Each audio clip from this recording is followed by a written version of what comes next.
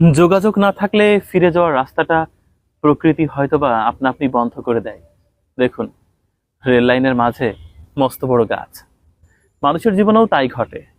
ছোট্ট একটা অভিমান, ছোট্ট একটা রাগ, ছোট্ট একটা ঘটনা দুটো মানুষকে কত দূরে নিয়ে যায়। একই আকাশের নিচে বসবাস, তবু কখনো দেখা হয় না, কথা হয় না। অভিমানের বরফ কখনো গলে না। মানুষের অভিমান বড্ড ভয়ানক।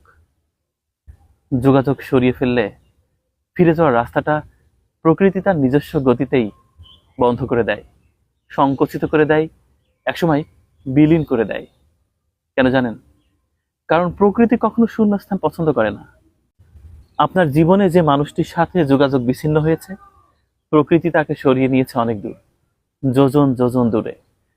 কে বলবে 1938 সালে রবার্ট রাসেল কেরু এই কেরুয়ান কোম্পানিতে এই ট্রেন লাইন ধরেই তিনি এখানে এসেছিলেন।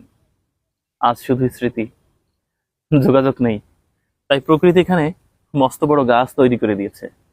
প্রকৃতি এমনই, প্রকৃতি তার মতোই চলছে।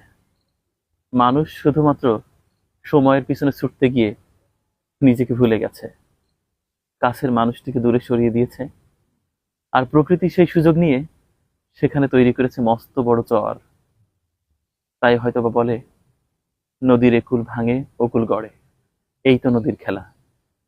নদীর সাথে মানুষের জীবনের খুব মিল। প্রকৃতি কখনো শূন্যস্থান রাখে না। আপনি রাখলেও প্রকৃতি সেটাকে ভরিয়ে দেয়। যার সাথে যোগাযোগ বিচ্ছিন্ন হবে, প্রকৃতি তাকে আপনার থেকে অনেক দূরে নিয়ে যাবে। কখনো আর দেখাই হবে না।